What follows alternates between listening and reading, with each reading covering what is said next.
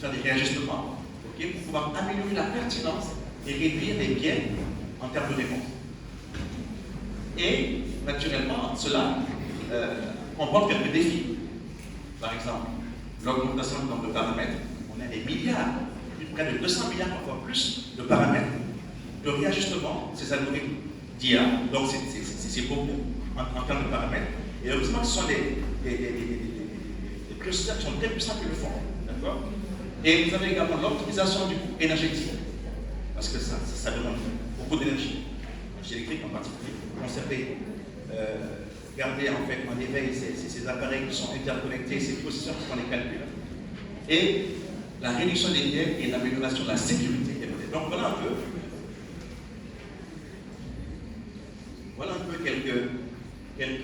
quelques défis relatifs à l'amélioration.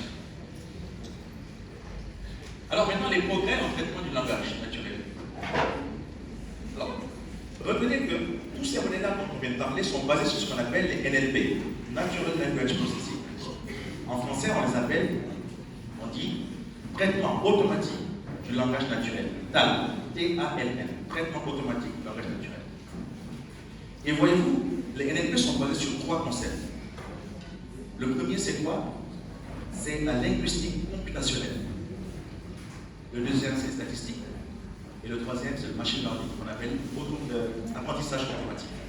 Donc, la linguistique computationnelle, c'est quoi? C'est en fait la partie de l'informatique qui s'intéresse à la modélisation du langage humain.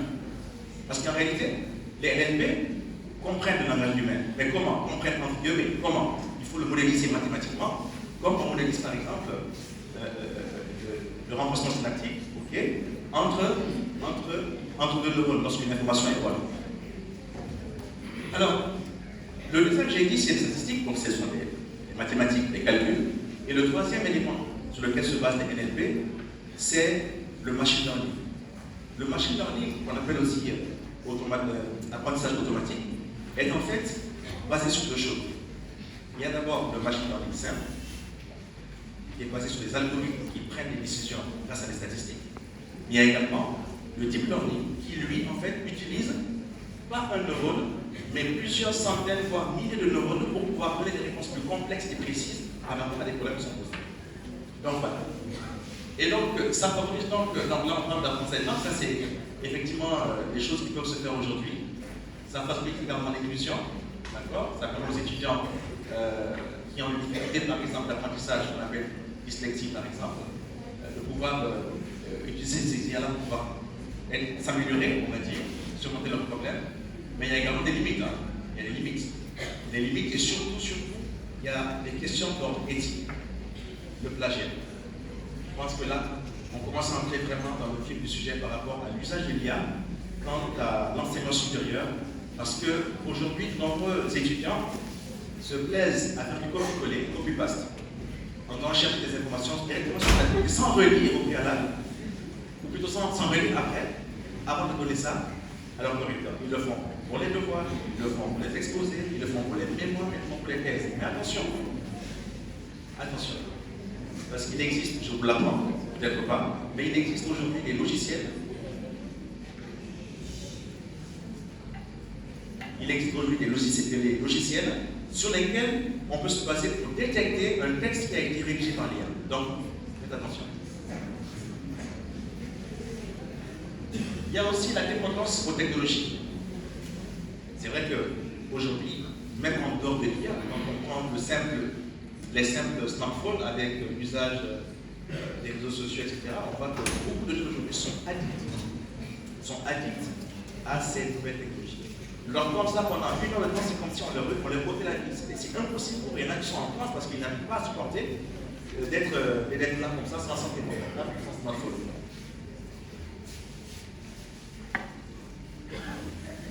Donc, là, j'ai déjà expliqué en fait comment comprendre le mécanisme derrière les LLM. Donc, ici, il y a 2 choses à retenir. Comprendre et générer. Parce qu'en fait, c'est ça. Les LLP sur lesquels se basent les LLM comme ChatGPT, leur principale fonction, c'est de comprendre le langage humain et de pouvoir répondre à ce langage lorsque des questions sont posées. Et le langage humain, il y a l'écrit, mais il y a aussi les images, Il y a aussi, aujourd'hui, le vocal. Il y a aussi le vocal, parce qu'aujourd'hui, naturellement, ce qu'on appelle les types de langage multimodaux, qui génèrent du texte, qui génèrent de l'image, mais qui génèrent également du son, de l'audio, qui répondent de manière orale, vocale. Et vous pouvez aussi l'enregistrer automatiquement au niveau de votre plateforme qui est.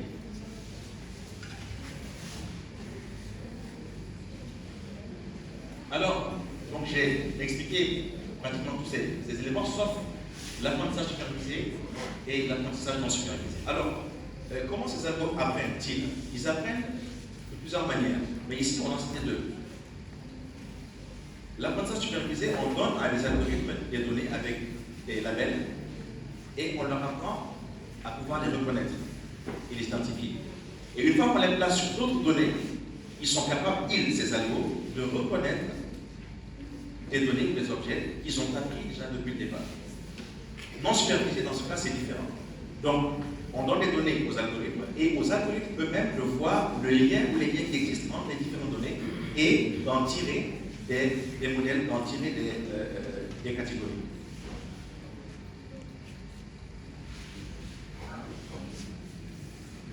Ça, c'est équivalent. Ça, c'est en détaillé. On fait ça, ce qu'on vient de dire tout à l'heure, on a détaillé. Et là, l'importance des jeux de données du factoriel.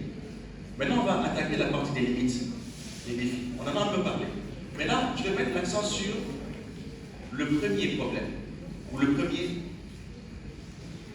défi. Il s'agit de l'hallucination. Vous savez de quoi il s'agit?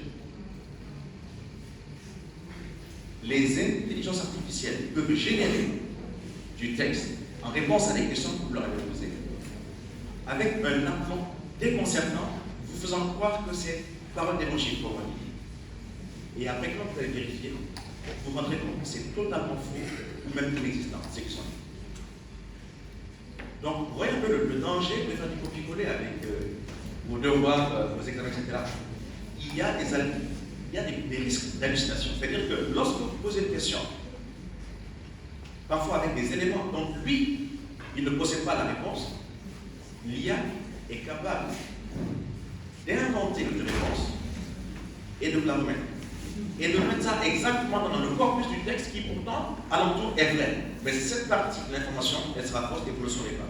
Parce que vous ne pouvez pas vérifier au préalable la véracité et l'authenticité de l'information que vous allez communiquer. Vous voyez un peu? Donc ça, c'est un phénomène extrêmement dangereux. Faites attention à l'hallucination. Il y a aussi les biais de genre, de race, de culture. Je ne sais pas si parmi vous, il y en a qui ont déjà généré des images avec une IA, etc. Mais vous remarquerez que si vous demandez par exemple de générer l'image, par exemple, d'une famille ou bien d'un groupe de jeunes, sans rien dire de plus, remarquez bien, quelle sera la couleur de peau de ces personnages? Blanche, n'est-ce pas? Donc là déjà on voit un biais de race. Lorsque vous voulez qu'il génère des images avec des personnages noirs, aux cheveux crépus, vous êtes obligé, en tout cas jusque-là, de lui préciser ça dans le prompt. Le prompt, c'est en fait la réponse que vous introduisez au niveau de la zone d'Elias. Donc, c'est autant de choses. Il y a aussi des simulations algorithmiques, des informations, comme j'ai dit. Vous voyez, on dit que ça a la capacité de produire des textes fluides, faciles, de la création de fake news et de propagande automatisée. Donc, les fake news. La dépendance à l'IA, on en a un peu parlé tout à l'heure. Et là, ce n'est pas seulement pour les étudiants, même pour les professionnels. Ils peuvent être une dépendance là, au point de même plus exercer leur esprit critique. Et là, ça peut être très très dangereux. Parce que le jour où ils n'en auront plus, ou ils n'auront plus accès à ça, ça pourrait leur créer des difficultés énormes. En rapport avec le domaine universitaire, lorsque par exemple, vous posez des articles, vous écrivez vos mémoires, voilà quelques questions qui pourraient revenir du point de vue éthique. Droit d'auteur. Est-ce que tout ce que vous avez généré par l'IA a une source vérifiable et fiable, authentique? Si oui, c'est bien, il faudra donc mettre les sources dans vos documents, sinon, allez chercher. Si vous ne le trouvez pas, il y a un problème. Parce que qui serait l'auteur dans ce cas de ce que vous aurez généré? Est-ce vous? Est-ce l'IA? Comment défendez-vous devant un jury? Vous comprenez un peu? Il y a également le plagiat, dont on a parlé tout à l'heure, qui est la production illégale d'informations ou de création. Okay. Donc, ce qu'il faut faire, c'est utiliser l'IA en faisant preuve de vigilance critique. Soyez vigilants ou soyons vigilants, parce que ça, c'est pour tout le monde. Et également, l'IA doit être encadrée ou entourée d'une supervision humaine et d'une régulation appropriée. L'année dernière, je pense que c'était au mois de juillet 2024, est sorti pour la première fois ce qu'on appelle AI Act, qui régule, qui encadre un peu l'usage de l'IA dans différents domaines et également qui met un accent particulier sur la partie éthique et la partie responsabilité et gestion des données également.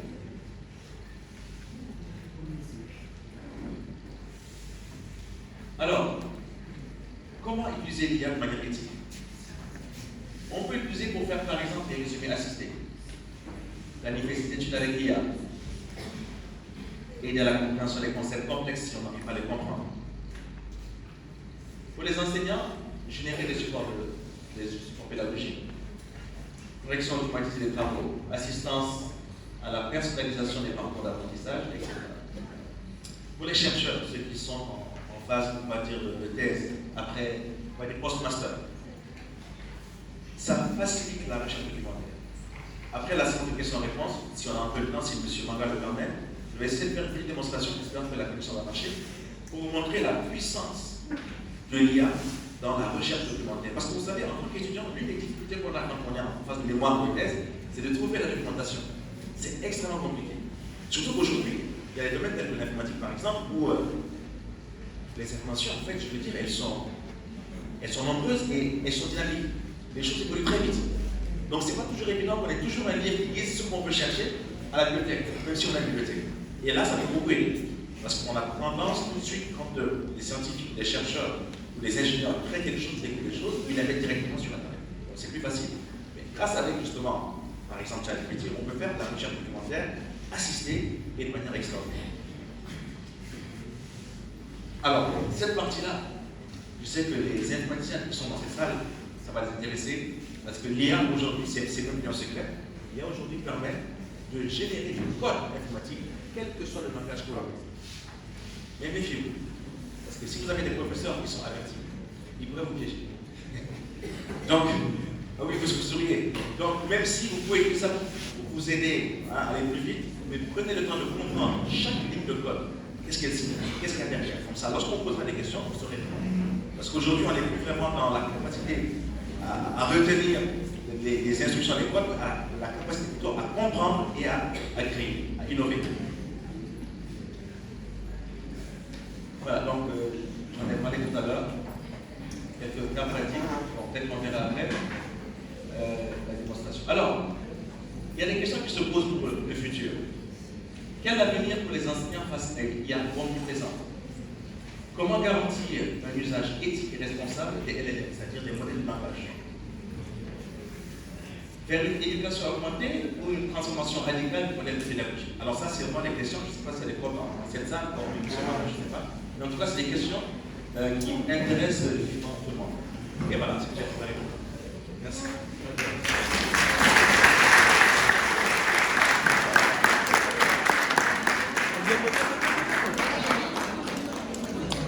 Voilà, merci à M. Sadio, n'est-ce pas, pour ce propos liminaire. Je pense qu'il y a quand même assez de termes, assez techniques qu'il faut reconnaître. Et c'est la raison pour laquelle je compte sur vos questions pour permettre à M. Sadio d'approfondir vraiment, de nous permettre de mieux comprendre l'IA et son utilité, n'est-ce pas, dans tout ce que nous faisons. Nous avons vu par exemple les Chinois être très forts à l'IA et ça leur permet de faire tellement de choses. Comment ils y arrivent, n'est-ce pas? Est-ce qu'il faut être un scientifique chevronné pour pouvoir utiliser l'IA? Ça, je pense que ça va être ma première question moi personnellement. Est-ce que l'IA est accessible à tout le monde? Parce qu'aujourd'hui, malheureusement, nous formons tellement de littéraires que j'ai pas l'impression que certains se sont retrouvés dans ce que vous avez dit. Est-ce qu'il faut avoir des notions en mathématiques pour pouvoir justement être à l'aise dans l'IA, où l'IA est ouvert à tout le monde? Ça, c'est ma première question, n'est-ce pas?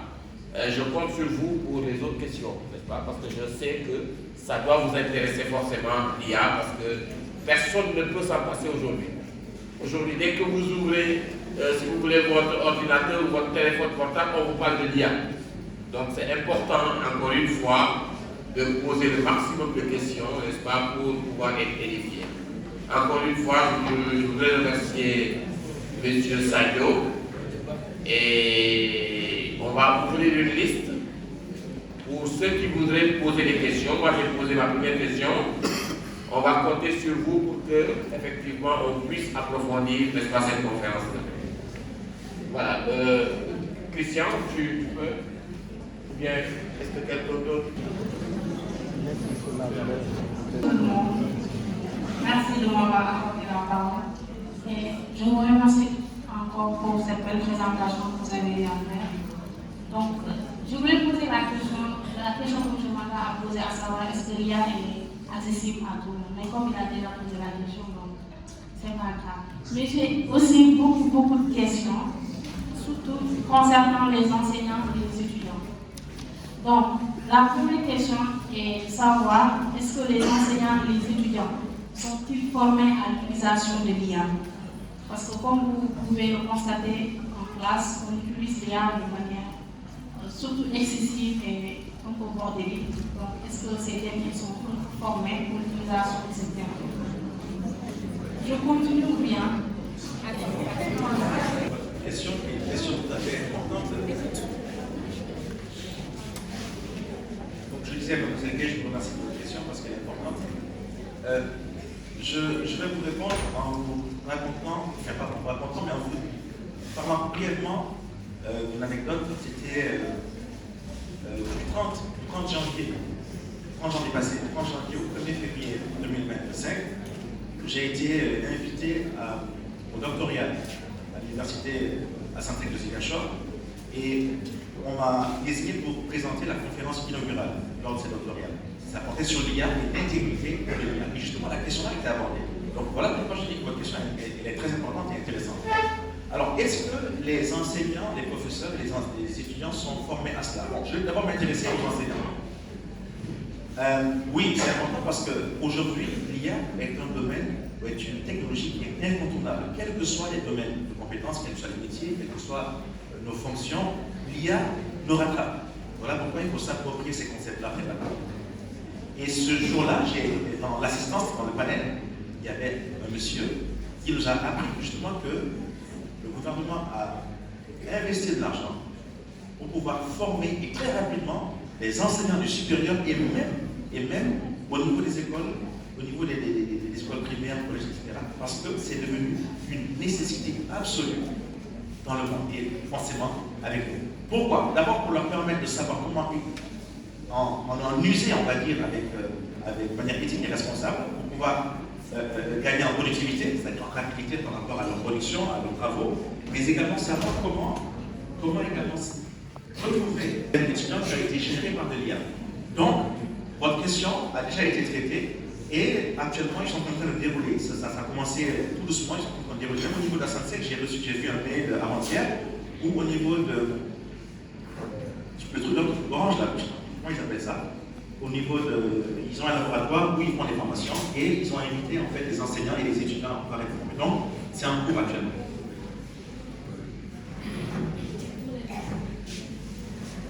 Monsieur Manka, par un lien. Sa question, si je me souviens bien, c'est l'IA est accessible à tous. Bon, pardonnez-moi si ma présentation était un peu trop technique, mais j'ai vraiment allégé parce que je n'avais pas le choix. Il fallait que je vous montre comment ça fonctionne pour que vous compreniez comment ça fonctionne. Parce que l'aspect statistique, la génération des textes ainsi que des réponses données par l'IA, voilà pourquoi j'ai fait cette petite démonstration. Pour que vous compreniez qu'il y a des risques. C'est-à-dire que l'IA peut générer parfois on appelle ça encore des textes, on a dit qu'il y a des réponses qui sont fausses. Donc, pour montrer pourquoi ça peut être dangereux, c'est pourquoi j'ai fait cette démonstration. Alors oui, l'IA est accessible à tous. Si le temps le permet, je vais faire une démonstration ici. Pour vous montrer comment vous, en tant qu'étudiant, vous pouvez utiliser l'IA de manière éthique et responsable pour améliorer drastiquement votre productivité et en restant dans les limites de l'éthique et de la morale. Parce que vous ne le savez pas, mais vous pouvez utiliser l'IA par exemple pour vous aider à préparer vos examens. Ça vous intéresse? Je continue dans les. Alors, il vous arrive parfois d'avoir des polycopiés, c'est-à-dire des cours sur un PDF. Et vous avez du mal, parce que peut-être c'est des centaines de pages, vous avez du mal à tout lire. Et parfois, ce n'est pas forcément tout ce qui est écrit qui vous intéresse, mais peut-être une partie, ou des parties. Avec l'IA, on peut charger ce document PDF au sein de l'IA et lui demander de nous générer un guide d'apprentissage avec la possibilité de vous corriger lorsque vous donnez des mauvaises réponses et d'afficher ensuite les réponses par rapport à vos propres tests que vous avez introduits. Vous imaginez? Donc c'est pour dire qu'on peut utiliser l'IA aujourd'hui de manière éthique et responsable pour pouvoir apprendre de manière efficace et de manière beaucoup plus affilée. Donc ça c'est un exemple.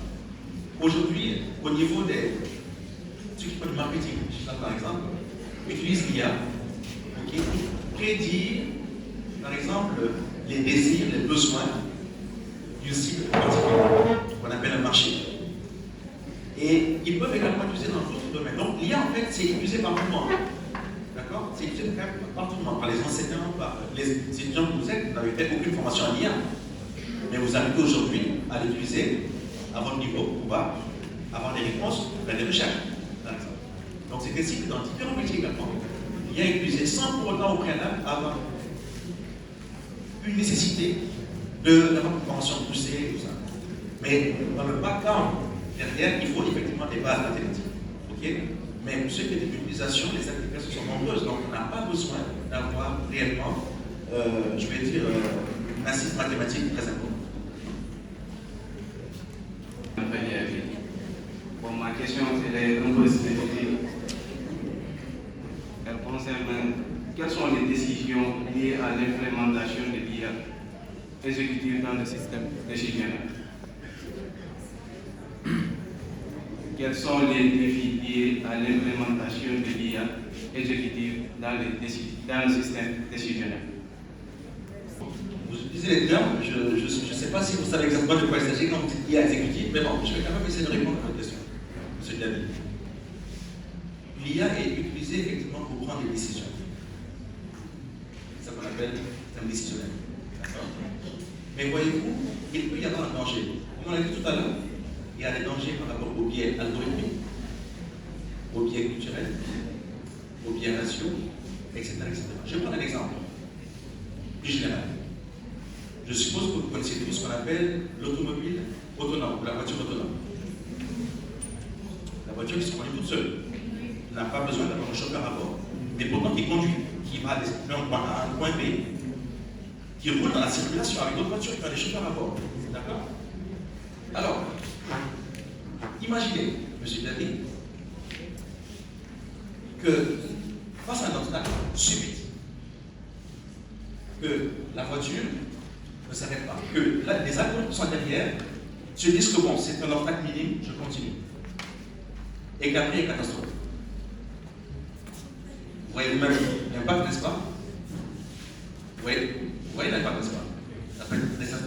Ça, c'est juste un exemple simple pour vous montrer en fait que dans toute décision, qu'elle soit générée par une IA ou même par l'homme, toute décision a des conséquences, qu'elles soient positives ou négatives. Maintenant, on essaie en IA de minimiser justement les biais dus aux erreurs, d'accord, de décision, pour pouvoir l'utiliser de manière, on va dire, pas seulement efficace, mais de manière, on va dire, positive pour les gens. Parce que, je ne sais pas si vous savez, mais il y a quelque temps, la Volkswagen a fait un accident, il y avait eu des dégâts. Et depuis lors, ils avaient stoppé un peu les recherches par rapport à ça. Jusqu'à ce que notre scientifique extraterrestre Elon Musk revienne avec les Tesla. D'accord? Merci. Je suis très intéressée par le sujet de cette conférence aujourd'hui. Et ma question est la suivante. Je pense qu'une partie de ma question a déjà été répondue lors de votre récit. J'aimerais savoir comment l'IA peut-elle améliorer l'éducation et la formation des jeunes, notamment en Afrique. Merci. C'est aussi intéressant. L'éducation est un domaine sensible, c'est vrai, mais qui requiert une attention particulière de tout le monde, on va dire, pas seulement les chercheurs et les scientifiques. Alors il se trouve qu'aujourd'hui, l'IA a déjà été utilisée pour pouvoir améliorer les processus d'apprentissage, par exemple.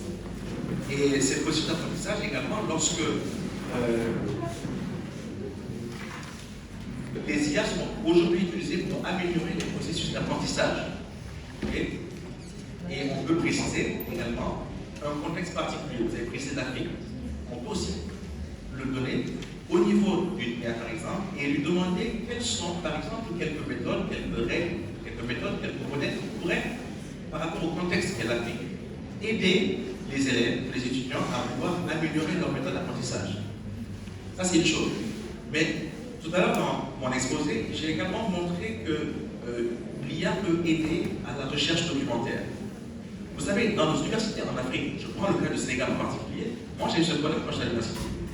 Quand on écrit, par exemple, un mémoire ou une thèse, la grande difficulté, et ça a été confirmé quand j'étais pour la conférence inaugurale que j'ai donnée à Sansec il y a quelques semaines, la difficulté majeure, c'est quoi? C'est de trouver la documentation. Trouver les sources, trouver les articles fiables, authentiques, qui entrent dans le droit fil de notre sujet, de thèse ou de mémoire. Et là, l'IA est d'une aide incroyable. Parce que, vous ne le savez peut-être pas, mais même avec ChatGPT, vous pouvez demander vos sources. Il y a une commande qu'on appelle /R pour recherche qui vous permet d'avoir, de demander en même temps à ChatGPT pendant qu'il vous répond, de fournir également des sources et d'aller puiser le texte que vous avez généré. Ça, c'est extraordinaire. Donc, vous pouvez vérifier. Si c'est un livre, vous le vérifiez. Si c'est un article sur web, vous vérifiez. Et vous voyez l'auteur, ainsi que, on va dire, la fiabilité, le degré de fiabilité et de sérieux de cet article. C'est un exemple, par exemple. Ok? Voilà, au moins deux exemples qui montrent comment on peut utiliser l'IA pour pouvoir améliorer le processus d'apprentissage, qu'il soit au primaire ou qu'il soit, je veux dire, au niveau supérieur.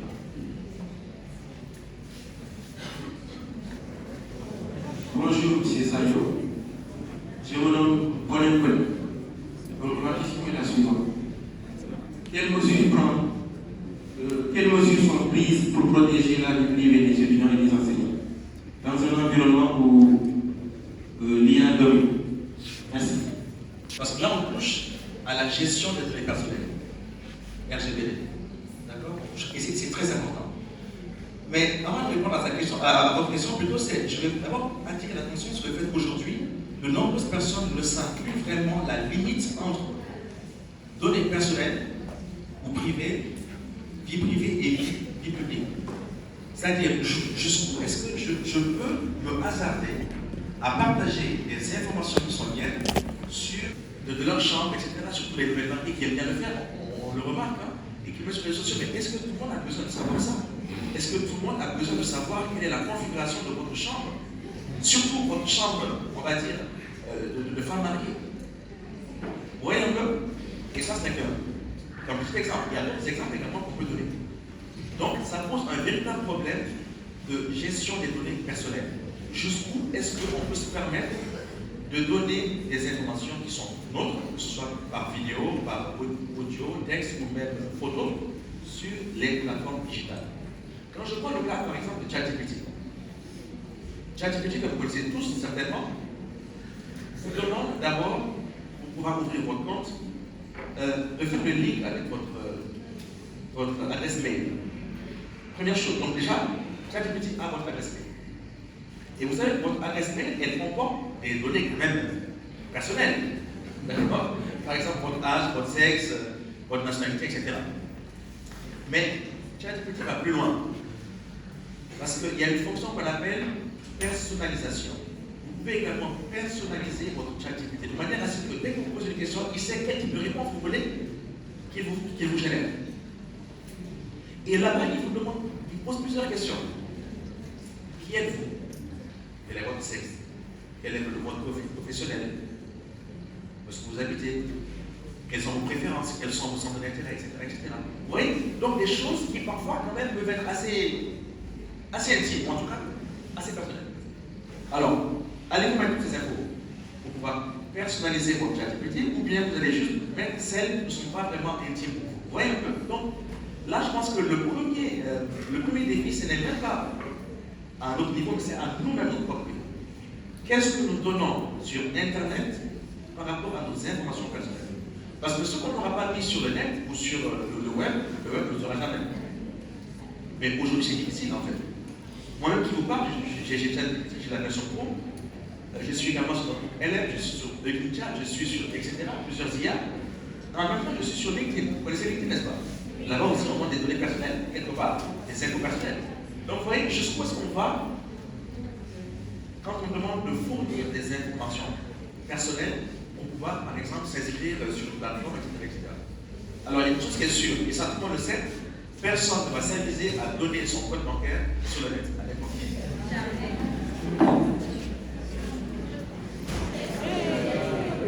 Tout d'abord, je tiens à vous remercier pour cette conférence exceptionnelle. Mon nom c'est Clément Camara. Ma question est la suivante.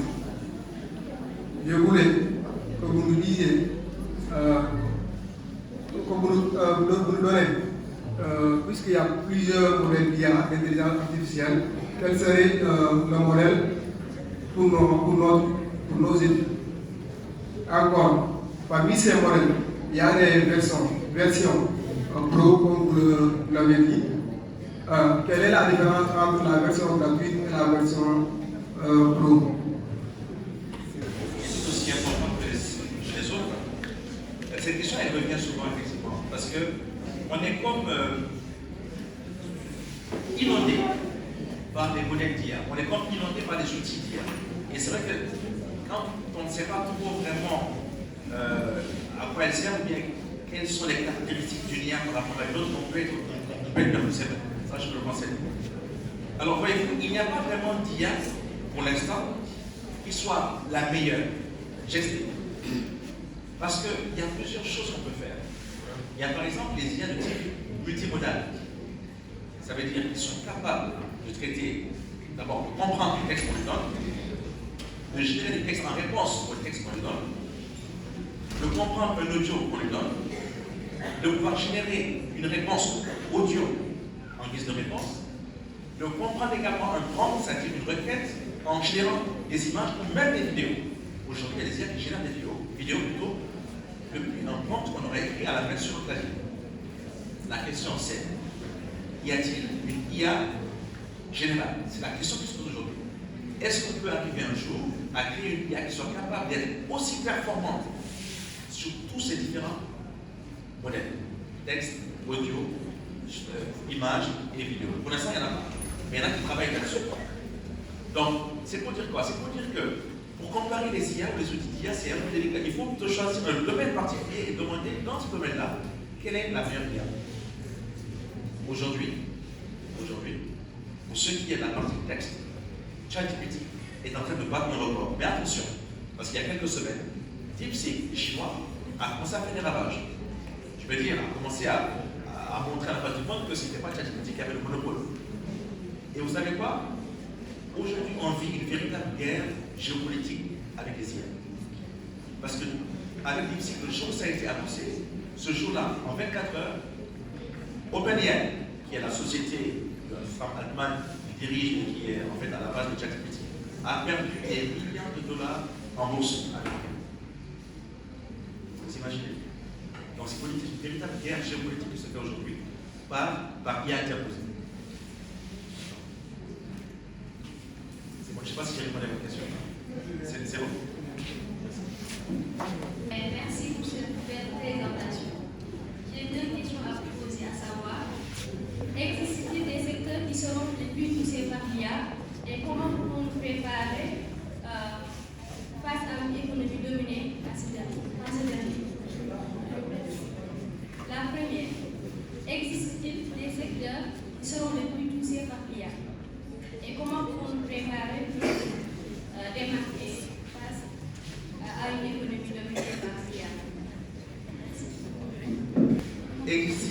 secteurs qui seront les plus touchés? La réponse est oui. Et je sais que tout de suite après, vous allez demander lesquels. Je vais tenter de vous répondre, mais de manière générale. Tout à l'heure, dans mon exposé, je disais que. Tout à l'heure, dans mon exposé, je disais que. Du coup, j'ai pas de me fier. Je disais que l'IA, aujourd'hui, ou même depuis le début, a été motivée par plusieurs raisons. La première, c'est libérer l'homme ou l'humain de charges ou de tâches chronophages. Chronophage, ça veut dire qu'il consomme beaucoup de temps, prenante. Libérer l'homme de tâches astreyantes, libérer l'homme de tâches répétitives. Voilà les trois raisons fondamentales pour lesquelles, depuis le début, même avant l'IA, la mécanique, etc., c'est motivé par ça. Ok? Voilà pourquoi l'IA a été un domaine où les chercheurs se sont donné beaucoup de mal. Alors la réponse à votre première question, c'est oui, comme je l'ai dit. Et quels sont ces métiers, les secteurs qui sont les plus touchés par justement le phénomène d'IA? C'est les secteurs en question, les secteurs qui sont mécanisés, ou plutôt des secteurs où c'est peut-être un humain qui le faisait, mais de manière répétitive. C'est-à-dire qu'on n'a pas besoin forcément d'une réflexion autre pour pouvoir le faire. Ces secteurs-là sont touchés ont déjà commencé à être touchés par l'IA. À tel enseigne que beaucoup de gens commencent maintenant à se rendre compte qu'ils sont obligés, pour garder leur poste, en tout cas garder avoir un travail, de céder, entre guillemets, de l'IA pour pouvoir améliorer leur productivité. Donc voilà, ça répond en partie à des impressions. Ce qu'il faut faire, c'est qu'il faut s'approprier les concepts de l'IA, voir par rapport à notre domaine de compétences, notre métier, quels sont les outils d'IA qui peuvent nous aider à mieux faire notre travail. Parce que c'est comme ça qu'on pourra garder notre travail, on pourra en tout cas travailler. Parce qu'on tend vers vous savez, les entreprises aujourd'hui, et de plus en plus d'ailleurs, elles font tout pour ne pas avoir de charge, on va dire, salariale élevée. Et imaginez avec l'IA, vous allez les faire quelque chose. L'IA, une fois que vous l'achetez, vous allez laisser fini. Quelle que soit la masse de travail que vous avez lui confier, elle va l'exécuter. Vous l'avez acheté une fois, c'est fini, ou bien vous êtes abonné, c'est fini. Comprenez? Voilà. Merci. Et sur la réponse, et peut-être poser une autre question. Est-ce que donc on peut dire aujourd'hui que l'IA est une menace pour l'employabilité des jeunes? Parce qu'aujourd'hui, par exemple, avec l'IA, moi j'ai suivi un documentaire où on a des serveurs, des robots serveurs qui servent dans les restaurants en Chine. Est-ce que l'IA ne constitue pas, si vous voulez, une menace pour l'employabilité des jeunes? Vous qui êtes par exemple expert dans le domaine, est-ce que vous pensez que l'IA ne va pas constituer à la longue, n'est-ce pas, si vous voulez, une menace pour l'employabilité? Merci M. Maca, pour des questions toujours pertinentes. Et parfois tu peux me piéger. Non, je rigole. Oui, la réponse est oui. La réponse est oui. L'IA est une menace. Peut-être une menace pour l'emploi. Mais vous savez, c'est le cas de toutes les grandes révolutions. À notre échelle au Sénégal, je vais prendre un exemple très simple. Oui, avant l'avènement du compteur Woyofone, le Coran. Le compteur Woyofone, vous connaissez tout ça? Le compteur prépayé de Togo. Avant ça, pour ceux qui étaient au Sénégal, avant ça, c'était un compteur, on va dire, classique. Et c'est après consommation qu'on était facturé. Et voyez-vous, à l'époque, il y avait des releveurs de compteurs qui se déplaçaient, qui allaient dans chaque maison, toutes les maisons, pour relever au niveau du compteur la consommation électrique.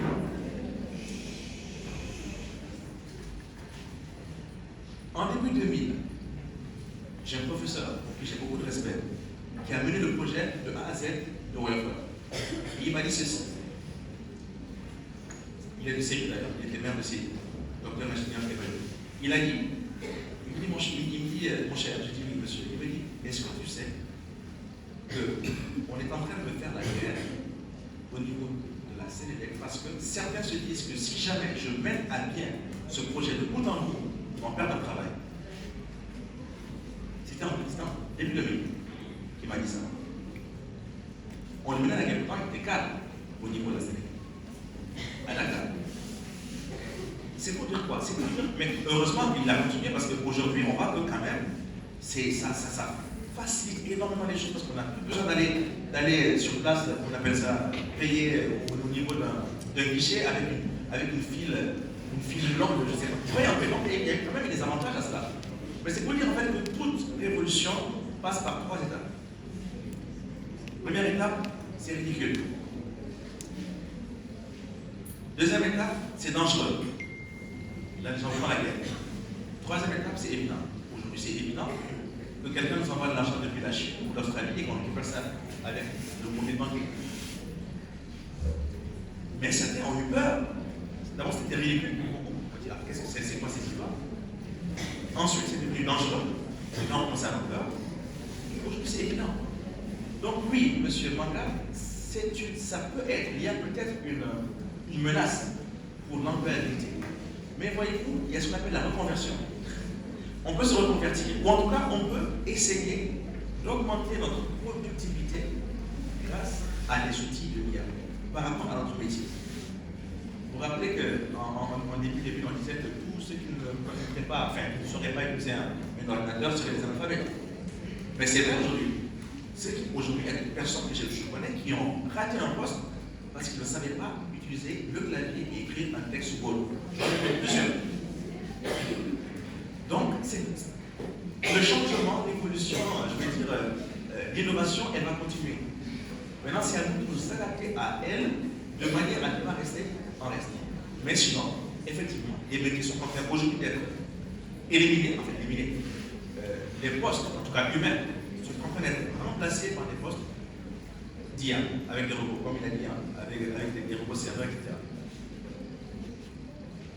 Toujours concernant les robots humanoïdes, comme on l'a évoqué tout à l'heure. Donc j'aimerais savoir, est-ce que ces robots ne pourraient pas constituer un danger pour la société? Soit scientifique, technique, technologique, à deux faces. Il y a le revers aussi.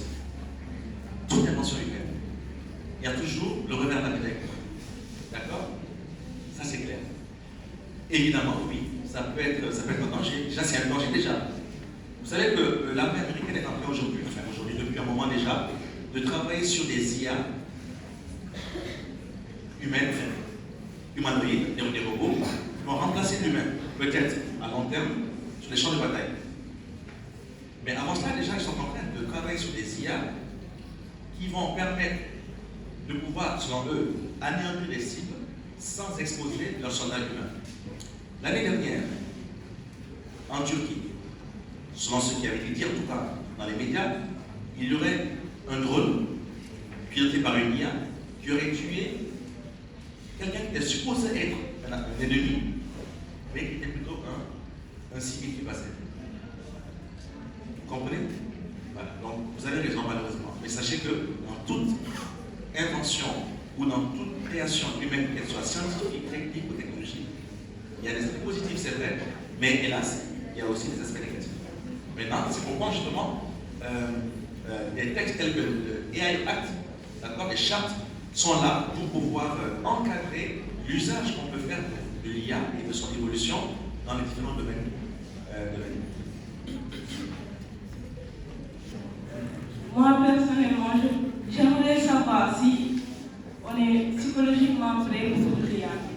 Parce que pour une population qui a tendance à tout consommer sans revers, j'aimerais savoir si aussi il y a des conditions et des limites d'utilisation que l'État inclut dans l'utilisation de l'IA en fait, pour l'application. Question très intéressante également. J'ai senti dans votre voix une sorte d'appréhension et c'est légitime. Parce que l'IA fait peur aujourd'hui. Même à nous, qui sommes là. À l'instant, je viens de parler de AI Act. C'est un document qui est censé encadrer l'usage de l'IA à travers le monde, même si c'est vrai que ça a été commandité ou ça a été en fait commandé par l'Union européenne. Mais à l'intérieur, il est question de l'usage de l'IA dans le monde en général et comment faire pour utiliser ces différentes IA de manière éthique, responsable et morale. Au Sénégal, pour l'instant, je dois dire qu'on n'est pas encore à ce point. Mais déjà, ce qui est déjà existant, c'est un document qui fait 470 pages. C'est pour vous dire qu'il a dû embrasser, je ne dirais pas tout, mais en tout cas, un large éventail de domaines et également de, je vais dire, de points par rapport à l'usage de l'IA. Ici au Sénégal, nous sommes centrés, en fait, quand je dis où, je ne parle pas de moi, je parle de. Il y a une partie des chercheurs, des ingénieurs en IA, parce qu'il y en a quand même de plus en plus au Sénégal, ils sont en train de travailler là-dessus. Moi, par exemple, je suis membre, il a dit tout à l'heure dans ma bio, il m'a dit que j'appartiens depuis peu d'ailleurs, ça ne fait pas très longtemps, j'appartiens à Senegal Artificial Intelligence. Et notre but justement, c'est l'inclusion, sensibiliser, d'abord faire connaître, vulgariser, faire connaître l'IA, faire comprendre que l'IA, en réalité, on n'a pas besoin d'être un expert pour pouvoir toucher à l'IA, parce que les domaines d'application sont des métiers. Ça, on n'a pas besoin de savoir ce que j'ai mis au tableau pour pouvoir le comprendre. Vous comprenez? Mais également, nous sommes en train de voir de manière formelle comment légiférer, en tout cas, comment encadrer, comment donner des suggestions plutôt aux entités compétentes pour pouvoir encadrer l'usage de l'IA au Sénégal. D'accord? Voilà, donc votre question et vos sentiments, vos appréhensions légitimes.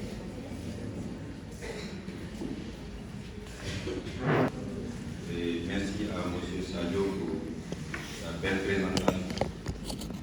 Donc, j'ai deux questions. La première, avec l'IA, on parvient à générer des codes. Serait-il un danger si toutefois nous ne savons pas la provenance de ces codes?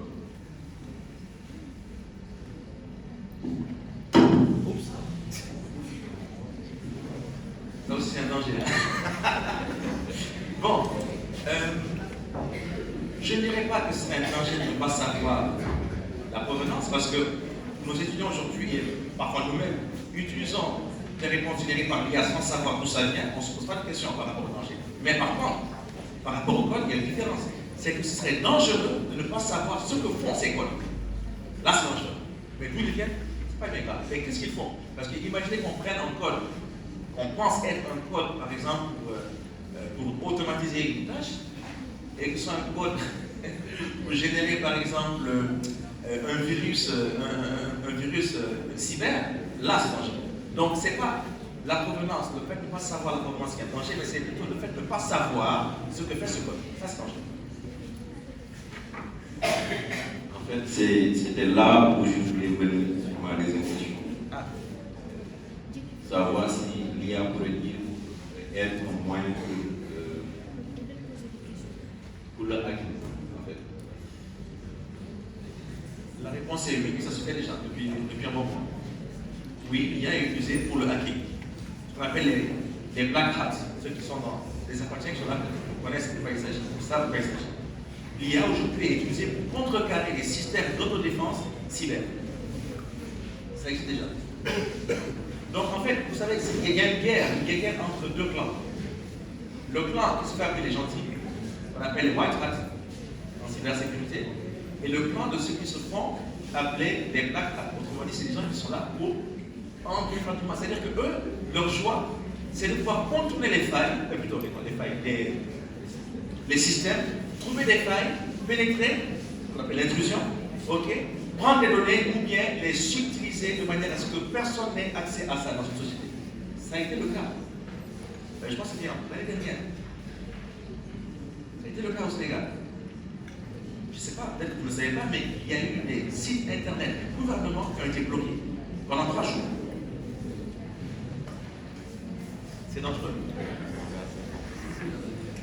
Donner la parole. Je voudrais savoir quels sont les défis à surmonter pour une meilleure intégration de l'IA dans le système éducatif. Ça, c'est une question. Et l'autre question, c'est à savoir quelles mesures sont prises pour éviter une dépendance excessive, surtout dans le système éducatif.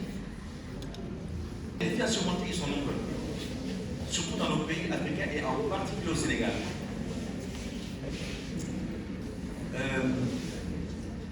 Il y a 2 mois environ, j'ai été interviewé sur une chaîne de télévision, c'était à Canal+. J'ai été interviewé sur Canal+, par rapport justement aux défis et justement aux enjeux de l'IA en rapport avec l'éducation dans nos pays africains, le Sénégal en particulier. Mais avant même de parler d'IA, dans notre région ici, il y a des zones où on n'a pas de couverture par rapport au réseau téléphonique. Les opérateurs n'ont pas réussi pour l'instant à couvrir toutes les zones rurales de notre région. Je pense surtout au cas de la région. Ça, c'est déjà un problème.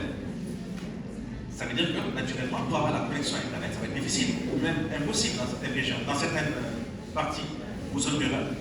Donc, si vous n'avez ni connexion, vous n'avez ni réseau de télécommunications, vous n'avez ni connexion à Internet, comment allez-vous faire pour l'IA, sachant que la plupart des IA aujourd'hui, c'est directement sur Internet. Donc, vous voyez déjà qu'il y a un travail à faire au préalable. D'accord? Donc, forcément, on ne parlera même pas de l'éducation, déjà on parlera. D'abord, il faudra d'abord régler le problème de l'accès au réseau Internet, à la connexion, au réseau, etc. Ensuite, parler de l'IA par rapport à l'éducation. Parce qu'il faut dire qu'en dehors même de l'IA, quand on prend le phénomène des abris provisoires, c'est encore là. Vous le savez, n'est-ce pas? Les abris provisoires, il y en a encore. Donc je pense qu'il faut d'abord régler ça, régler l'accès au courant aussi, parce qu'il y a des zones rurales qui n'ont pas de courant. Donc on ne peut pas parler de téléphone, parce qu'il n'y a pas aussi de couverture, ni d'Internet. Donc il y a quand même des priorités, mais quand même les défis sont là et ça paye pas. Je pense que ça, on n'a pas besoin qu'un gouvernement ou un État légifère là-dessus pour pouvoir les mesures à prendre. Je pense qu'on est assez responsable. Vous avez un téléphone portable, mademoiselle Gay. Je suppose que vous savez les sites sur lesquels ne pas partir, parce que c'est des sites peu recommandables. Vous le savez. Maintenant, ça vous décidez, je vais le faire ou pas. Vous n'avez pas besoin d'avoir tout un papa au moment derrière pour vous dire, non, pas dans ce site-là, ne fais pas ci avec ça, etc. Non, vous êtes déjà responsable, adulte. Donc, c'est pour dire qu'il y a un travail sur soi qu'on doit faire d'abord. Ne pas toujours attendre que ce soit des lois soient promulguées pour qu'on puisse. Non. L'éthique, fondamentalement, elle est totalement indépendante d'un domaine de compétence. Donc, à nous de savoir comment utiliser ces outils-là de manière éthique et responsable. N'attendons pas que les gouvernements, ou je ne sais pas moi, les autorités compétentes légifèrent pour promulguer la loi. Non, on doit le faire, sachant la limite entre ce qui est faisable, c'est-à-dire ce qui est bien, et ce qui est mal. Je pense que quelque part, on a toute cette conscience-là qu'on appelle libre arbitre. Après, chacun choisit. À tous. Déjà, merci beaucoup, monsieur, pour cette belle présentation. J'ai 2 questions à poser, et la première est la suivante. Comment l'IA peut améliorer l'interaction avec le client? Est-ce qu'elle irait jusqu'à remplacer l'aspect humain en termes d'émotion que, par exemple, une entreprise peut procurer à ses clients en termes d'interaction? Et la deuxième question est, dans une entreprise, quels sont les aspects dont on peut s'en passer de l'IA? Merci. Bonne question. Il est vrai que en marketing, en commerce, en marketing digital, même en direction client avec l'entreprise, il y a ce qu'on appelle des chatbots qui existaient déjà depuis un bon moment, qui ont été beaucoup améliorés. Il s'agit de petits assistants, un petit assistant qui est là. Il y a une fenêtre de chat, ça fait une discussion en ligne, par contexte, qui s'affiche. Et parfois, il y a un petit bonhomme qui est là qui vous dit, je m'appelle par exemple Fanda, je suis votre assistant. Que puis-je faire? Donc déjà là, il y a une première interaction du client avec l'entreprise, mais à travers, on va dire, un chatbot interposé. Mais au fur et à mesure que vous allez avancer, les questions peut-être pourraient être complexes. Il peut répondre, mais ça dépend de ce qui a été configuré derrière ou paramétré. Mais à un moment donné, forcément, il faudra l'interaction humaine. Forcément, parce que, par exemple, supposons qu'il aille jusqu'à ce qu'il prenne votre commande. Qui va livrer la commande? C'est pas lui. Qui va faire, par exemple, qui va relever ça au niveau du CRM? C'est pas lui non plus. Donc, en fait, je suis de ceux qui pensent, à tort ou à raison, qu'on ne pourra pas remplacer totalement et définitivement l'homme par l'IA. Déjà, première raison, c'est l'homme qui est derrière l'IA. C'est l'homme qui est derrière la régulation de l'IA. C'est l'homme qui est derrière les entretiens des algorithmes et leur correction. Les émotions, on y travaille aussi. On travaille sur, en fait, les modèles mathématiques qui permettent d'identifier ou de manifester les émotions, telles que le sourire, la joie, la colère, etc., etc. Il y a des robots aujourd'hui qui sont dotés d'algorithmes qui leur permettent de manifester les émotions. Mais bon, jusqu'où va-t-on aller? Je ne sais pas. Mais en tout cas, ce sont des choses qui se font et ça fait peur. Ça fait peur. L'autre question, c'était quoi votre question, la deuxième? Est-ce que dans les entreprises, par exemple, quels sont les aspects sur lesquels l'IA ne peut pas s'interférer Ok. Bon, je pense que j'ai un peu répondu. Mais les aspects humains, c'est difficile vraiment qu'on puisse remplacer ça. Parce qu'il y a toujours le côté affectif, le côté affection, le côté sentiment, le côté émotion naturelle. Et c'est commandé par plusieurs choses. C'est-à-dire qu'il est difficile aujourd'hui mathématiquement, parce que c'est la modélisation mathématique des émotions, il est difficile aujourd'hui d'avoir un modèle qui soit capable de pouvoir de permettre à une IA, à un robot humanoïde, de manifester toutes les catégories d'émotions qui existent. Je ne dis pas que ce ne sera pas possible. Pour l'instant, ce n'est pas encore le cas. C'est très difficile à faire. J'ai entendu parler de cette nouvelle intelligence artificielle dénommée Diptyque qui a été créée par les Chinois. Alors, comme vous faites partie de Sénégal Intelligence Artificielle, pensez-vous qu'un jour l'Afrique, notamment le Sénégal, pourrait faire partie de cette course d'intelligence artificielle? Je vous remercie. Et je me demandais quand est-ce que quelqu'un allait poser cette question. C'est pas pour dire que les autres questions n'étaient pas intéressantes. Toutes les questions qui ont été posées par vous aujourd'hui étaient non seulement intéressantes, mais très importantes. Mais la vôtre, pourquoi je la trouve aussi très intéressante? Parce qu'elle nous touche nous en tant que continent africain. Et en particulier en tant que Sénégalais. Alors pourquoi c'est important? Il y a quelques mois, vous avez entendu parler de Awa. L'IA Awa. Oui ou non? Oui, oui. Alors, il y a quelques-uns qui en ont entendu parler. Bon, après, c'est pas parce que ça n'a pas eu, à mon sens, à mon avis, ça n'a pas eu les échos qu'il fallait. On a juste parlé comme ça, brièvement, on a vu une publicité qui passait, un homme qui l'a interrogé pour savoir quand il allait pleuvoir, etc. Il y a une femme qui lui demandait, parce qu'elle devait aller à une fête, à un événement, quelle tenue porter avec telle chose. Mais est-ce que vous savez que cette IA peut aller beaucoup plus loin que ça? Cette IA est générée, a été créée par une entreprise sénégalaise, qui s'appelle Andak IA. Andak IA. Et ce que j'ai aimé dans la publicité, c'est qu'à un moment donné, il y a une jeune fille assise, je pense le soir, il lui pose une question, je pense, sur la gravité universelle, comme ça. Vous vous rappelez? Un phénomène physique. Et l'IA lui a répondu, oh là, c'est magnifique. Autre exemple. Je ne sais pas si vous connaissez l'Institut des algorithmes du Sénégal. Ils sont là depuis 3 ans, la 4e année. Je connais le fondateur ainsi que sa collaboratrice. D'ailleurs même, j'avais prévu de faire une démonstration avec lui pour son IA, parce qu'il a créé une IA qui s'appelle Jangat. Jangat IA. Et ça fait presque la même chose, à quand même quelques différences près, que ChatGPT. Et il permet cette IA d'apprendre, de faire de la recherche documentaire, de pouvoir également faire une synthèse de et personne n'est au courant. Personne n'est au courant. C'est extraordinaire. Et c'est là la raison pour laquelle je lui ai demandé de faire une démo. Bon là, apparemment, il est en déplacement, apparemment, il est en France. Donc, je n'ai pas pu finalement avoir de rendez-vous aujourd'hui, parce que c'était prévu de faire une démonstration aujourd'hui, depuis sur Zoom, pour que vous voyez son IA. Et je vous dis, je ne suis pas payé pour ça, mais je le fais parce que beaucoup ne savent même pas qu'au Sénégal, il existe des startups qui œuvrent dans l'IA et qui créent des choses magnifiques. Donc je pense que vous avez la réponse à votre question. pression, monsieur. On est déjà dans la course, mais personne ne s'y intéresse. Voilà pourquoi nous existons en tant que vulgarisateur et aussi en tant que membre de Sénégal Artificial Intelligence. Merci. Bonjour, M. Sayo. Je vous remercie pour votre exposé. Moi, c'est Ibrahim Wad, étudiant en deuxième année. Voilà.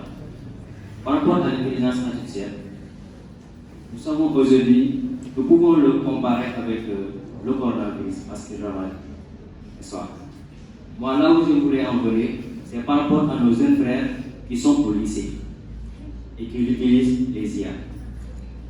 Quand devient-il, par rapport à cette utilisation-là, nous savons tous que le bac est très bon. Le bac est très, par exemple, comment dire. Maintenant, par rapport à l'utilisation, est-ce qu'ils n'utilisent pas l'intelligence de nos jeunes frères? Et pour, par exemple, les aides universitaires, est-ce qu'il ne serait pas important d'initier, par exemple, l'initiation à l'IA dans les universités? Nous pouvons constater que, par exemple, moi, de mon point de vue, je peux dire que c'est un piège pour la jeunesse africaine. Parce que ça réduit notre intelligence qui nous rend paresseux.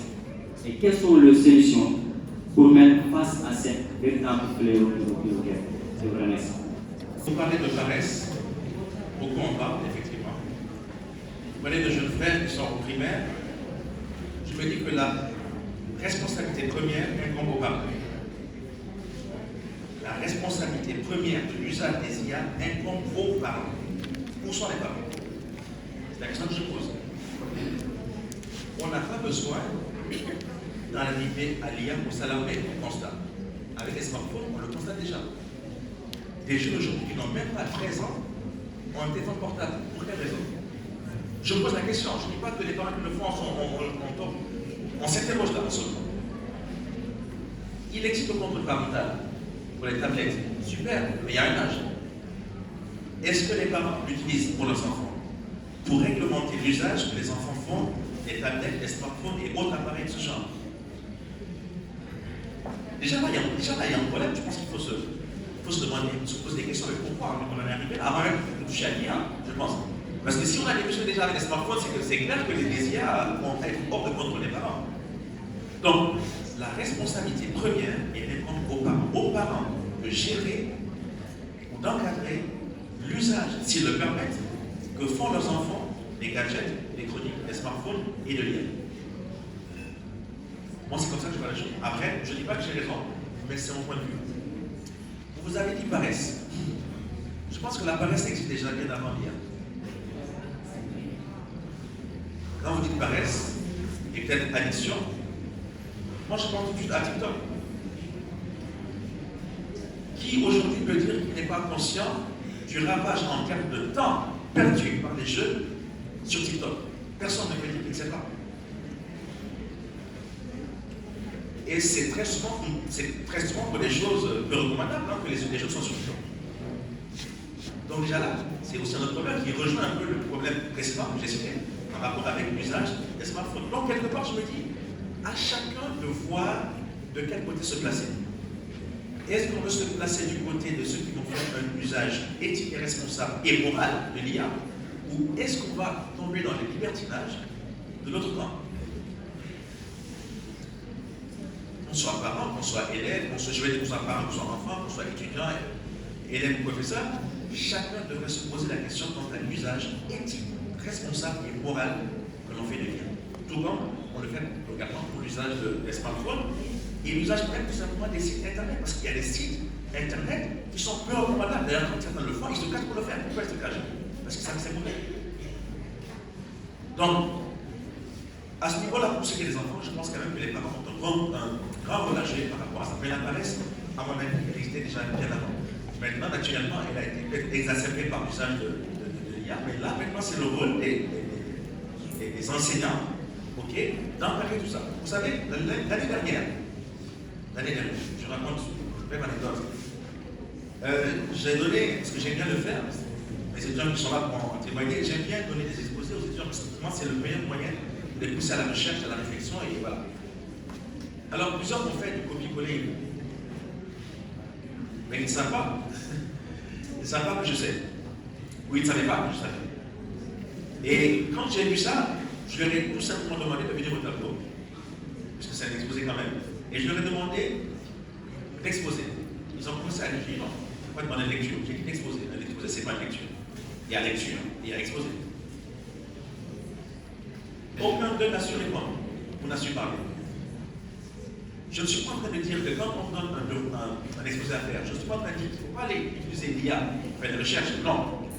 Mais lorsque vous le faites, prenez au moins le soin, la rigueur, la diligence, de le lire, de le comprendre, d'aller vérifier les sources et de vous approprier ces nouvelles connaissances que vous êtes en train de découvrir grâce à l'IA. Parce qu'on ne veut pas, l'IA va continuer à évoluer. Et d'ailleurs, dans ma conférence au niveau de la SANSEC, je disais il y a quelques semaines, la conférence mondiale pour les doctorales, on m'a posé la question. Et moi, ce que j'ai proposé comme solution, c'est quoi? C'est qu'on repense notre système d'enseignement, surtout qu'on repense nos modèles ou nos modes d'évaluation. Parce que les histoires de recopier sur un bout de papier ou bien fait, etc., est-ce que même si on le fait par mémoire, est-ce qu'on aura compris vraiment ce qu'on aura écrit? Parce qu'il y a une différence entre comprendre et retenir. C'est pas la même chose. Hein? Je prends l'exemple des IA. Les IA retiennent des infos qu'elles ont glanées quelque part. Mais est-ce qu'elles comprennent? Non.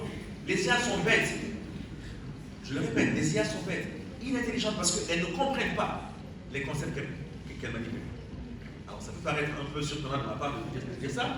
Ça vous choque peut-être, mais c'est vrai. Je ne peux pas vous mentir. Les IA sont bêtes. Elles ne font que reproduire les modèles mathématiques, les avoirs qui sont derrière. Elles ne comprennent absolument rien. La grande différence entre l'homme et l'IA, c'est ça. Nous nous comprenons. Elles ne comprennent pas. Là, vous avez chuté. Les IA sont bêtes. Elles ne comprennent pas. Est-ce que les utilisateurs des IA, à force de les utiliser, ne réduisent pas un peu la capacité des individus à réfléchir?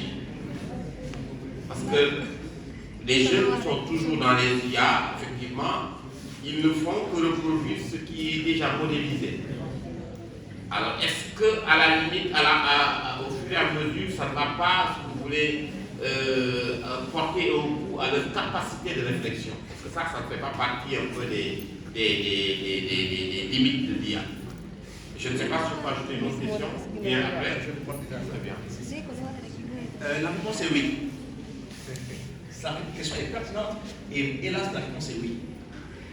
Parce que c'est vrai que je n'ai pas trop développé, mais dans les slides, j'ai montré l'addiction, la surutilisation des IA ferait que les gens seraient totalement addicts, ou plutôt dépendants, c'est la même chose, et ne pousseraient pas la réflexion, l'esprit critique.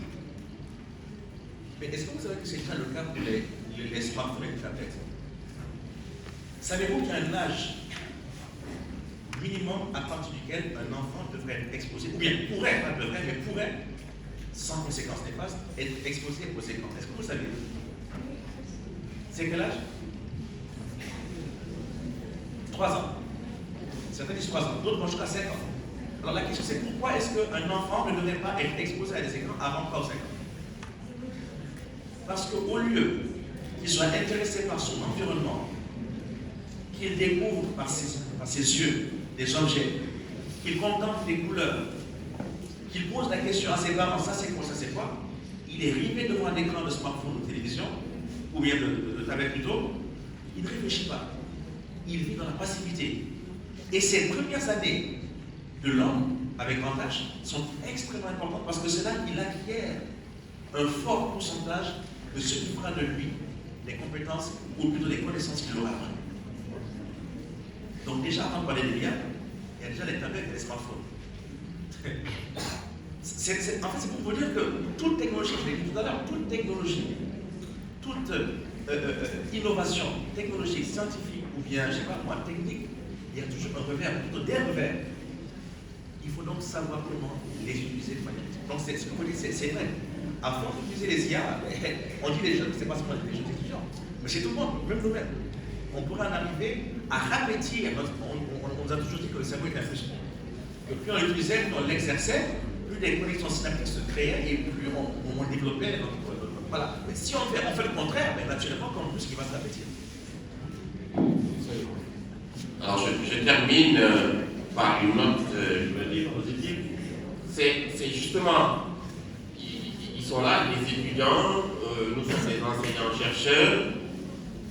Qu'est-ce que l'IA peut nous apporter aujourd'hui dans le domaine de la recherche? Parce que les étudiants, ils font des recherches, nous faisons des recherches. Comment on fait des recherches concrètement à partir de l'IA? N'est-ce pas? Comment peut-on partir de l'IA et faire des recherches? Parce que tout à l'heure, vous avez dit qu'il y a facilité, n'est-ce pas, si vous voulez, par exemple, l'exploitation de ces supports de cours. Comment ça se passe concrètement? Je voudrais vraiment... Alors, comment ça se passe concrètement? C'est... La connexion est morte. La connexion? Est-ce que la connexion est morte? Je vais faire une démonstration rapide. Alors, ChatGPT, c'est là.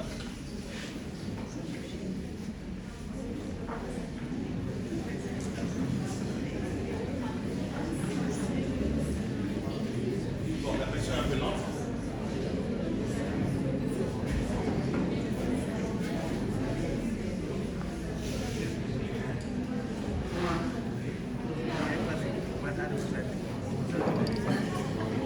Voilà. Alors, là vous avez l'interface. S'il vous plaît. Là vous avez l'interface. Est-ce que vous voyez bien? Oui. Là vous avez l'interface de ChatGPT. Et je vais faire exprès là, je ne vais pas utiliser le modèle plus que j'ai. Je vais utiliser le modèle gratuit. Et c'est exprès parce que si je faisais le modèle pro, vous allez me dire, ça on va le faire avec le modèle gratuit parce que nous n'avons pas le modèle gratuit. Le modèle 4 Pro aujourd'hui est le modèle gratuit accessible à tous avec le modèle 0,1 mini. Donc c'est bon. Ici, je vais transformer le ChatGPT en moteur de recherche. Alors suivez très bien. Je vais faire ceci. J'ai fait le slash. Et je mets R. Dès que je mets R, vous avez vu le globe, je le transforme en moteur de recherche. Ça veut dire que, désormais, toutes les questions que je vais poser, il ne va pas seulement me faire des synthèses pour me les donner, mais il va également me donner l'ensemble des sources vérifiables et authentiques vers lesquelles il allait se connecter pour récupérer les informations. Donc vous, ça vous permet de pouvoir vérifier l'exactitude, l'authenticité, la vérité de ce qui est dit. Alors, je fais entrer. Vous voyez, automatiquement, le mode, vous voyez, c'est passé en bleu. Vous avez vu? Voilà. Bon, je vais poser le micro et je vais essayer d'écrire quelque chose.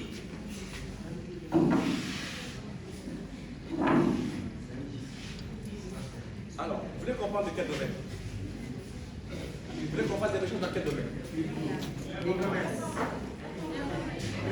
Sur l'IA?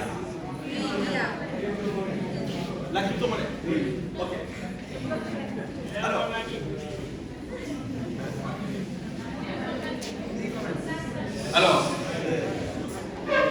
la crypto-monnaie, ça se... On appelle... C'est sur la base, on appelle... C'est quoi la technologie qui est derrière, en fait, la crypto-monnaie, c'est quoi? Comment on appelle ça?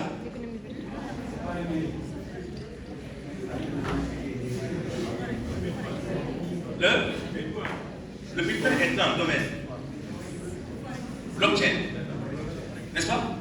Ok. Alors voilà, merci. Je vais quand même dire quelque chose, c'est que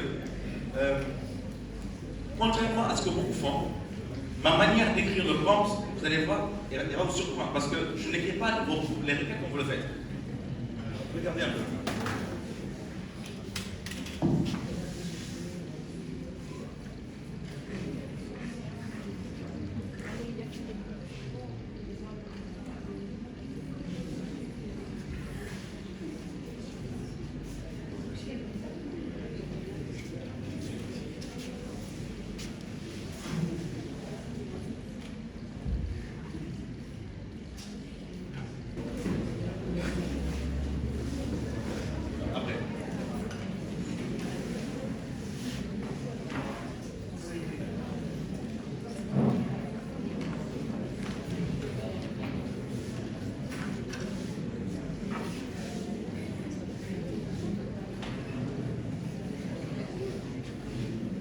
Alors, voilà ce qu'il fait.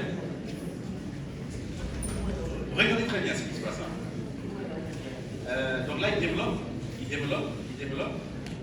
Et en même temps, il met, regardez ici, il y a un lien hypertexte. Vous avez vu ça? Vous avez vu le lien hypertexte ici? Ce lien hypertexte est la source vers laquelle il est allé on va dire, s'informer pour vous générer le texte qui est là. Ou en tout cas, cette partie du texte, le petit 1. Donc vous avez la possibilité de cliquer dessus. On va le faire ensemble. Voilà, il va ouvrir un autre onglet. Et automatiquement, l'onglet, si vous avez accès à Internet, va s'afficher avec la source.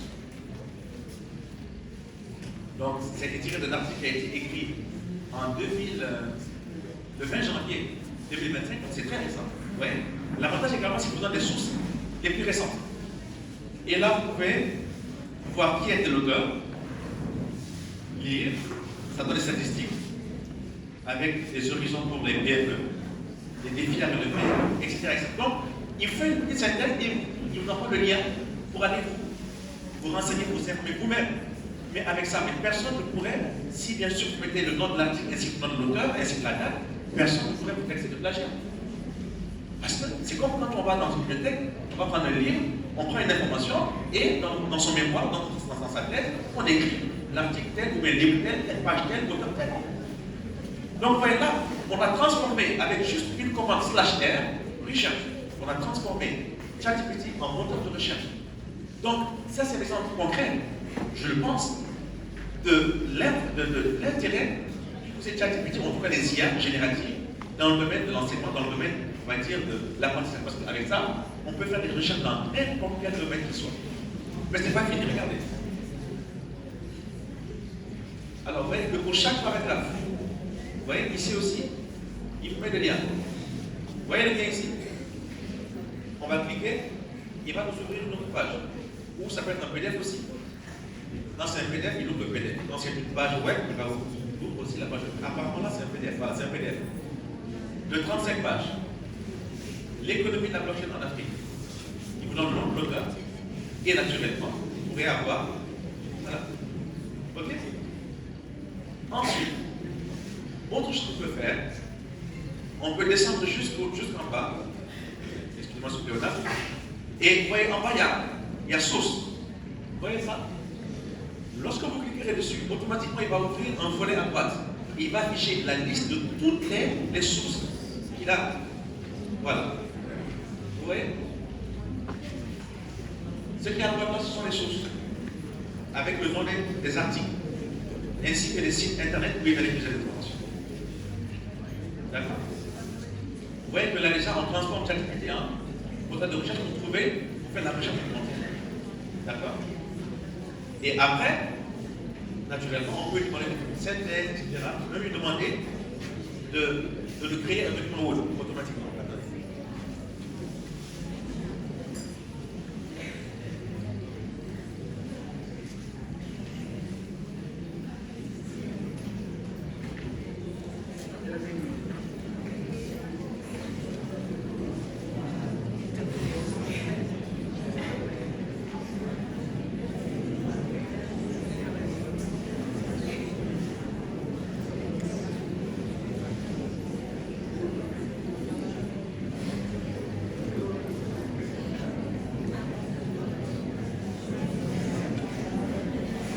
Ici, par contre, on ne va pas le faire. Donc là, il ne peut pas le faire. Il faut que je change de. Attendez.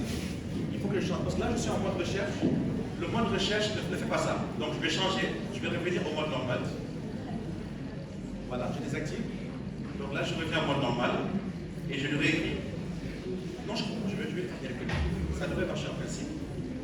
Veuillez, s'il te plaît, me créer un document Word dans lequel tu mettras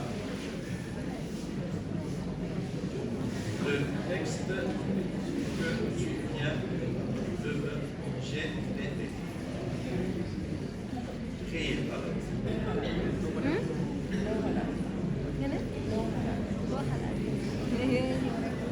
Passo como dentro.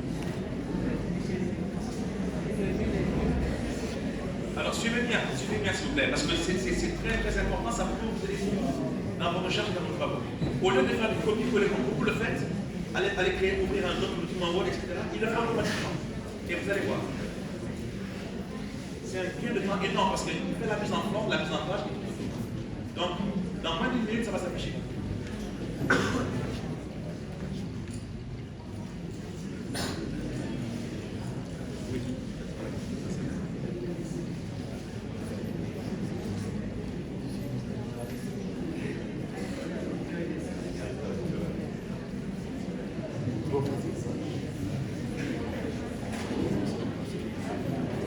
Le document est là.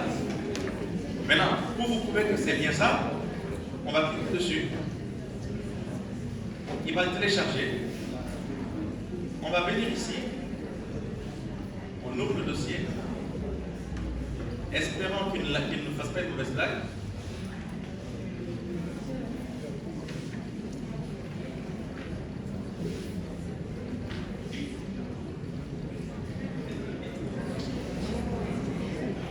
En principe, il devrait y avoir un taux d'applaudissement pour l'IA.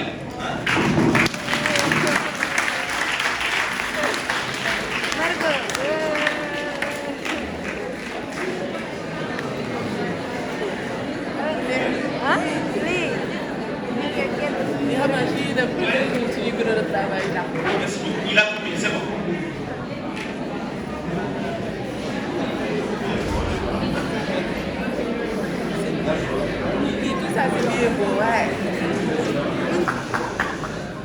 J'aimerais savoir quel est l'objectif principal de l'IA et quels sont ses inconvénients.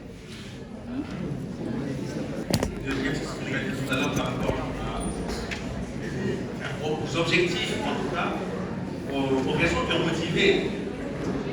motivé les chercheurs à poursuivre leur recherche dans l'IA. C'est carrément ce qui a poussé les chercheurs, les physiciens à inventer le moteur, à inventer la machine à vapeur, le moteur à explosion, etc. C'est pas aller plus vite. Se libérer de charges, plutôt de tâches chronophages, répétitives et astreignantes. C'est ça en fait. Mais aujourd'hui, pourquoi je suis presque sûr que vous qui avez posé la question, vous utilisez l'IA, ChatGPT. Vous l'avez utilisé au moins une fois. Pourquoi? C'est pas aller plus vite. C'est pour écrire un texte plus vite. Et rigole parce que c'est vrai. Donc ça c'est déjà au moins un objectif. Il y a un autre objectif. Donc je pense que c'est bon. Merci.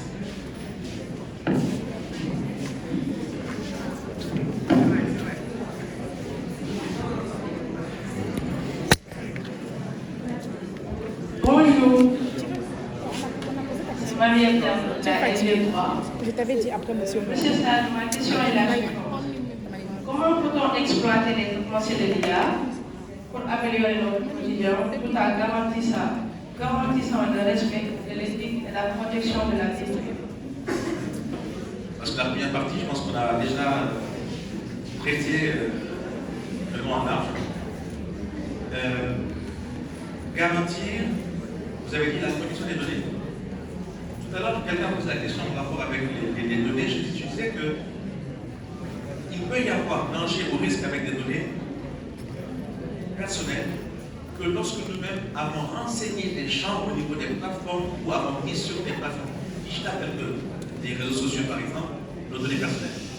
Donc nous devons déjà essayer de faire le distinguo entre ce qu'on peut mettre de pas trop personnel sur ces plateformes digitales, les réseaux sociaux, ou même au niveau des IA, parce que comme je le disais tout à l'heure, on peut personnaliser nos IA avec ChatGPT. Puis nous pose des questions d'ordre personnel, maintenant on peut voir quelles sont les informations qu'on est prêt à voir être publiées ou divulguées à d'autres. D'accord? Donc je pense que le premier problème c'est à notre niveau. Ensuite, bien sûr, il y a l'IA-X dont je vais parler, qui est sorti depuis l'année dernière, qui est censé, un document de 470 pages, qui a été demandé par l'Union européenne, ses chercheurs, et d'autres chercheurs également du monde, pour voir comment encadrer l'usage de l'IA éthique et responsable. Et je disais également tout à l'heure qu'au Sénégal également, des réflexions sont en train d'être faites autour de la question, Parce que, et d'ailleurs, même par rapport au RGPD, c'est déjà le cas. Les gens déjà ont travaillé là-dessus. Mais du point de vue cybersécurité. D'accord. Et aujourd'hui, la cybersécurité, aujourd'hui, on va se départir de l'IA parce que l'IA rattrape, en fait. Tout à l'heure, je l'ai dit, il y a des hackers qui s'amusent à utiliser l'IA pour contrer ou contrecarrer, pour passer outre des systèmes de sécurité au niveau des entreprises. Donc, voilà ce que je peux en dire. Concernant la crypto-monnaie, quels sont les enjeux de l'IA dans ce domaine? Et aussi, serait-il possible de créer un système de mining plus efficace? Merci. La réponse. Hein? Je pense qu'on commence par ça d'abord. Alors, les enjeux de la crypto-monnaie, sinon, on sait comment ça fonctionne, ils sont énormes. Donc la question elle est pertinente. Les premiers enjeux sont d'ordre sécurité, de sécurité en fait, de cybersécurité. Parce que vous savez, la blockchain se base sur ce qu'on appelle la cryptographie, qui est un domaine de l'informatique qui est très proche des mathématiques. C'est en plus un domaine des mathématiques proche de l'informatique, parce que ce sont des règles mathématiques, des calculs faits pour voir quel est on appelle ça encore, le pourcentage, okay, de chance, si vous voulez, qu'un système codé, si vous voulez, encodé, crypté, soit décrypté. Donc, il y a des enjeux d'ordre de cybersécurité derrière. Et c'est énorme. Mais naturellement, certains pensent que, dans un avenir proche ou lointain, peu importe, que la crypto-monnaie pourrait remplacer la monnaie courante. Parce que beaucoup sont investis dans le Bitcoin, ça c'est un exemple de crypto-monnaie. Donc, c'est un peu ça.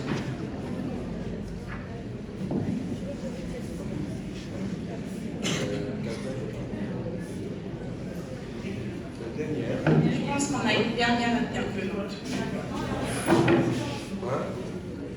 Lorsque vous répondez à la question de l'autre là-bas, vous avez dit que l'utilisation de ChatGPT dépendait des parents, parce que ce sont les parents qui donnent parfois des téléphones à leurs enfants. Donc j'aimerais savoir, lorsque vous créez ChatGPT, quelle a été la population visée et pourquoi? Merci.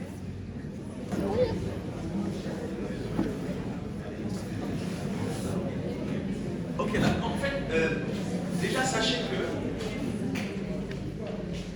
je suppose que tout le monde ici dans cette salle a au moins une adresse email. Enfin, j'espère. Vous savez que lorsque vous créez une adresse email, parmi les champs que vous remplissez, il y a un champ où on vous demande votre date de naissance. Vous savez pourquoi? Parce qu'il y a un âge minimum pour pouvoir accéder ou avoir droit à une adresse email. Or, avec ChatGPT, je l'ai dit aussi en introduction, on vous demande d'introduire votre adresse email. Vous pensez que c'est pourquoi? Ce n'est pas simplement pour vous connaître, mais c'est aussi pour voir est-ce que vous y avez droit en termes d'âge. Vous voyez là où je veux en venir? Voilà. Et c'est la même chose que beaucoup de plateformes ont fait digital. Même Facebook, il vous demande votre âge quand vous créez votre compte. N'est-ce pas? Voilà. Donc, pour cette chose-là, il y a toujours un âge à partir duquel on peut prétendre à. Donc, par rapport à ce que je disais, peut-être que je suis un peu trop carré sur la question, mais en tant que parent, je ne suis pas un parent, je vous rassure. Je ne suis pas un parent. Les enfants à la maison, ils ont un temps d'écran au-delà duquel je ne négocie pas. Voilà, on ne dépasse pas. En général, les week-ends, je laisse un peu plus de temps. C'est normal, il faut aussi être raisonnable. Mais en semaine, il y a un temps d'écran que je leur consacre.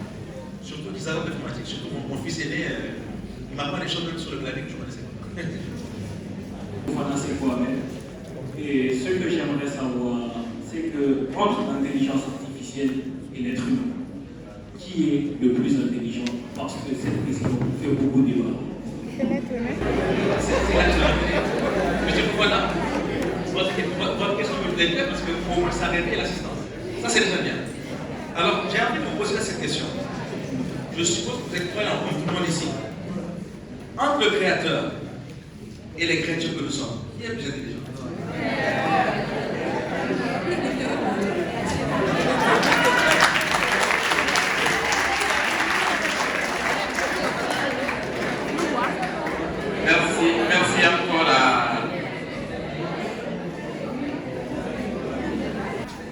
l'IA a-t-elle des domaines inexploités? Si oui, quels sont ces domaines et comment pourrait-elle s'y appliquer? Merci. Vous entendez par domaine? Vous savez, répondre à des questions, c'est très délicat. Monsieur, qu'est-ce que vous entendez par domaine? D'abord, pour que je comprenne votre question et pour que je sache si vraiment je peux y répondre ou pas. Domaine, c'est quoi?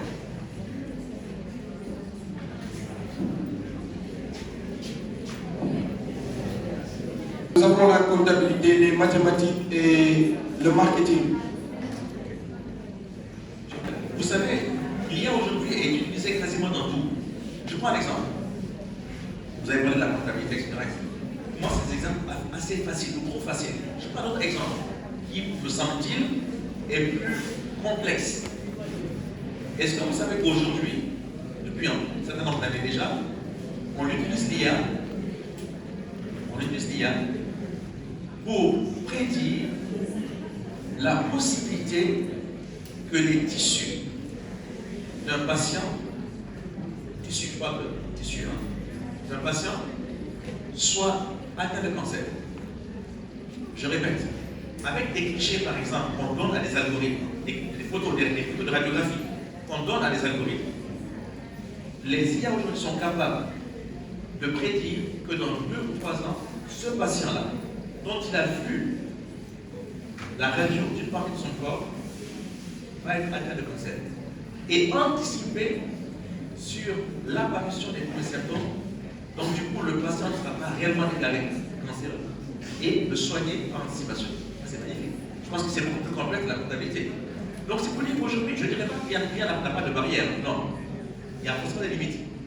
Des limites de calculabilité, par exemple. Parce que plus c'est complexe, plus il faut en fait des algorithmes qui sont capables de calculer, ok, et de trouver des réponses. Donc il y a quand même des limites en termes de complexité des algorithmes. En termes également, donc quand on dit ça, on parle surtout des processeurs. D'ailleurs, même souvent on les met en réseau et on parle de supercalculateur ou de superordinateur. D'accord? Mais je pense que plus on avance, plus les choses sont en train d'être poussées. Je pense qu'on est au terme effectivement de cette conférence. Je voudrais qu'on applaudisse le conférencier.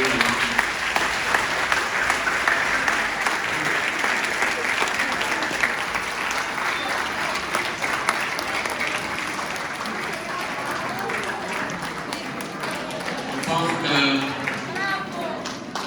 M.